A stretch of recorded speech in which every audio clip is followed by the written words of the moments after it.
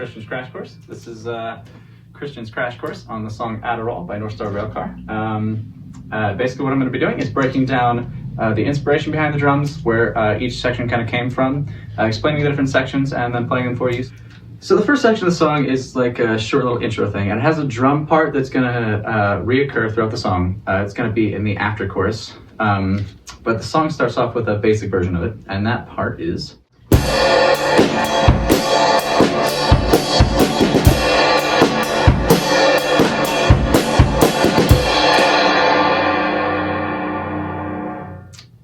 It's kind of cool to start off this way rhythmically, in my opinion, because firstly, the drums coincide with the banjo from the get-go, so it's all kind of one unit as soon as we start. Having said that, all the drums play at the exact same time for the first beat of the song, which is kind of cool. So the first beat of the song starts with, three separate drums all playing at the same time. And from there, they kind of diverge into different paths, which is probably my favorite part of this particular intro beat. So instantly, right out of the gate, it starts together, and then switches to each one playing separately, and they randomly come in back together at separate times, and then all crash together on the last beat of that particular phrase. So.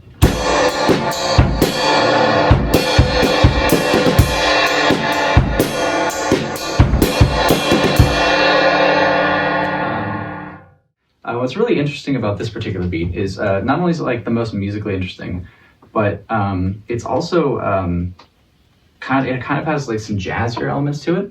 Growing up playing different genres, I was able to kind of learn more jazz drumming as well, and that's kind of where I started playing drums. And so to be able to include like a little bit of a nod towards that, while also making it something completely different, was something I thought was kind of cool for the song as well, because it's very like different than the rest of the song. If you swing it more, it's obvious kind of where that comes from.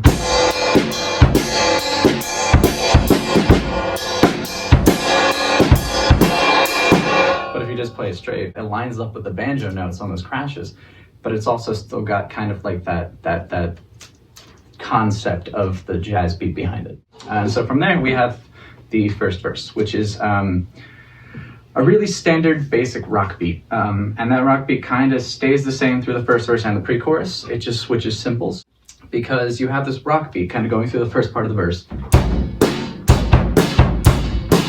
And then when it switches over to the ride cymbal, that's when the pre-chorus starts. So you have a bit of a texture change and a little bit of an airier, tinnier kind of sound, so it gives you something to listen to.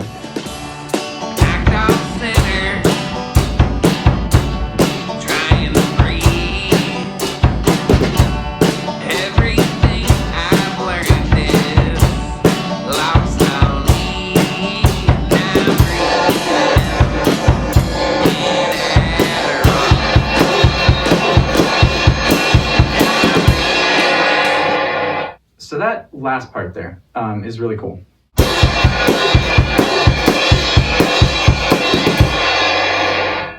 So having an influence from a lot of rock and metal type stuff, I actually pulled this particular beat. It's kind of a generic showing up in rock every now and then, but there's a song called I Defy by Tonight Alive that has that as kind of their intro, and it's like a big open kind of just everything crashing at once. I defy.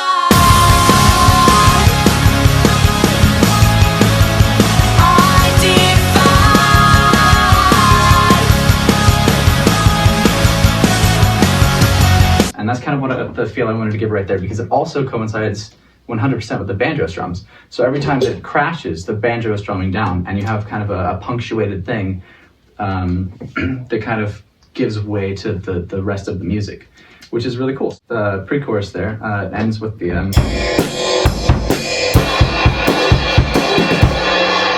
we hop into the chorus after that last crash.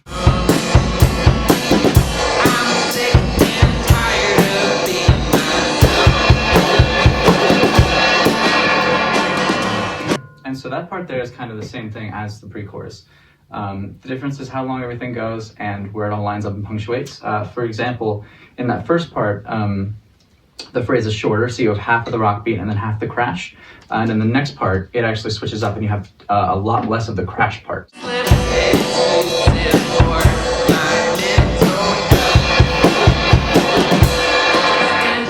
So that's kind of like the punctuation at the end of the phrase. So you have like this this beat you're kind of following, and then you have like this heavier part that you're like kind of headbanging to a little bit, and then you have some more dialogue and kind of this conversation that's being had within the lyrics and the banjo, and then just kind of a quick little just ending the phrase there. And then the next part of the chorus is the same thing.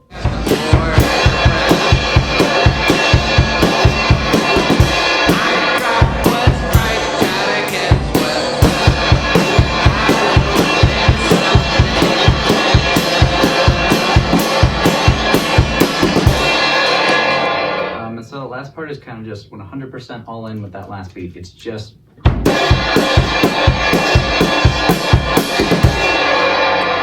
which is kind of heard a lot in rock and metal type stuff.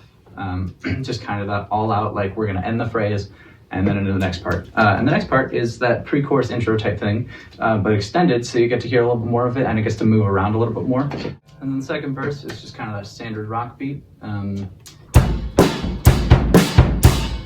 Into the pre-chorus beat, which is and then you have obviously the pre-chorus, which then goes into the second chorus. I'm sick and tired of being myself. Curves and slips, excuses for my mental.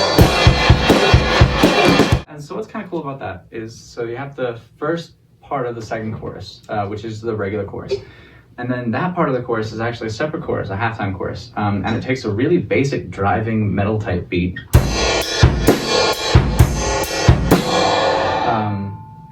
And uses it with lower dynamics to kind of drive the third chorus there. And what's also really cool about that beat is the triplets at the end of the phrase to kind of punctuate it.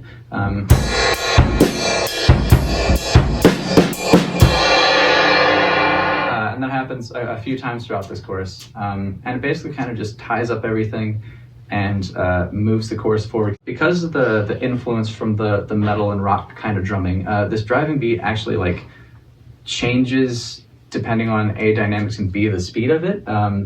So while it's kind of used to drive the melody forward a little bit in this song, if like slowed down or sped up becomes a completely different thing. And that's what I really like about this section of the song. It could be like really intense or like really kind of almost punk. So you have like a slower,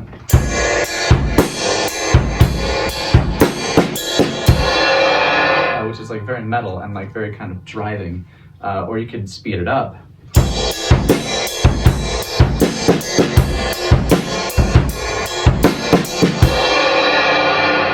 Which is a little bit more of like a punk kind of thing. So yeah, I mean, the beat itself is really kind of chill, but when you look at it, it has a lot more range than just the metal genre. And that's what I kind of want to do with all the drums for this song, is like bring in a lot of the influences from what I listened to and grew up listening to, and kind of use that with like different dynamics or different tempos and try to like make something new with it and combine it with the other elements of the song to make something new.